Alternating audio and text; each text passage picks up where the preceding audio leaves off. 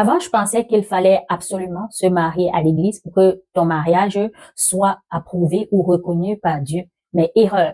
Une fois, j'étais dans mes réflexions, j'ai questionné, j'ai posé la question à Dieu, à savoir, Père, si jamais il y a deux personnes qui ne vivent pas ensemble, mais qui ont déjà entamé les démarches du mariage, c'est-à-dire l'entente au départ, et les deux familles aussi sont consentantes et que la dot a déjà été faite et même le mariage coutumier. Si jamais ces deux personnes décident de vivre ensemble, est-ce qu'elles sont dans le péché? Est-ce qu'elles sont dans la fornication? Alors, vous allez être surpris de la réponse que le Seigneur m'a dit. Le Seigneur m'a dit à ce moment-là que elles ne sont pas dans le péché. Oui, effectivement, je le répète, ces deux personnes ne sont pas dans le péché, même si elles ne se marient pas à l'église ou devant l'état civil.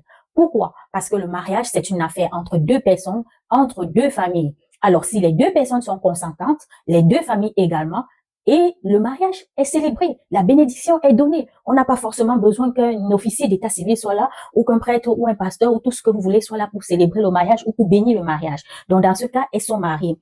Et Dieu m'a donc fait voir les exemples des mariages qu'il y avait dans l'ancien temps. Il m'a montré le mariage d'Abraham et de Sarah. Il m'a montré le mariage d'Isaac et de Rebecca et plusieurs autres mariages. Alors, je lui ai demandé, mais Seigneur, pourquoi donc l'officier d'état civil existe? Pourquoi dans l'église? Il m'a dit que ça, ce sont des institutions qui ont été instaurées par l'homme pour se protéger. Ça ne veut pas dire que le mariage civil ou religieux n'a pas sa place. Non. Ici, il est juste question d'éclaircir les faits et de dire que si jamais tu n'étais pas marié à l'église, il ne faut pas te culpabiliser. Si tu n'es pas allé devant l'officier d'état civil, il ne faut non plus te culpabiliser. Mais tu dois reconnaître à quoi tu t'exposes si jamais tu n'as pas un acte d'état civil en bonne et due forme. Parce que tu pourrais subir vraiment beaucoup de troubles au niveau administratif, au niveau de l'État, si jamais ton époux ou ton épouse décède et qu'il y a des enfants en jeu, qu'il y a de la pension, qu'il y a de la succession à gérer, qu'il y a plusieurs affaires. Donc ça, c'est vraiment pour se protéger. Et Dieu n'est pas contre ça non plus. Mais je veux bien que vous saisissez. Le but ici, c'est de savoir qu'on n'est pas dans le péché. Il ne s'agit pas, quand je précise le mariage, que les deux familles ont donné l'accord ici, je précise qu'il ne s'agit pas de la fornication. Il ne s'agit pas des amourettes que oui, les familles vont connaître, on sait que non, tel sort avec telle personne. Non, ce n'est pas de ça. Je parle de l'engagement de deux personnes qui sont sincères devant le Seigneur. Parce qu'on a beau tromper les hommes, mais on ne peut pas tromper Dieu. Donc, dans ce genre de situation, de personnes qui sont sincères devant le Seigneur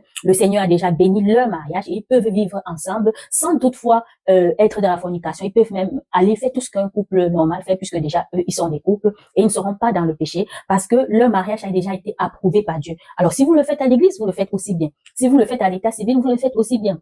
Sauf que, comme je l'ai dit tantôt, si on ne le fait pas à l'état civil et qu'il y a les biens qui entrent en jeu, l'un des couples peut avoir de graves problèmes et ne rien bénéficier. Donc, l'état civil, c'est vraiment pour se protéger pour les biens et c'est aussi important. C'est aussi important. Mais seulement, il faudrait plus qu'on se culpabilise. Au Cameroun, par exemple, il y a trois sortes de mariages, à ce que je sache. Le mariage coutumier, le mariage d'état civil et le mariage religieux. Cependant, le mariage coutumier, il peut aussi être reconnu devant l'officier d'état civil, sauf qu'il faudrait que cela soit transcrit et ça prend, c'est tout un processus. Mais si jamais, comme je vous l'ai dit au départ de la vidéo, je pensais que si tu n'étais pas marié à l'église, tu n'étais pas marié devant Dieu. Mais c'est tout à fait faux. Donc désormais, il n'y a plus de culpabilité. Vous pouvez bel et bien être marié non à l'église, non à l'état civil, et Dieu approuve votre mariage. Soyez bénis.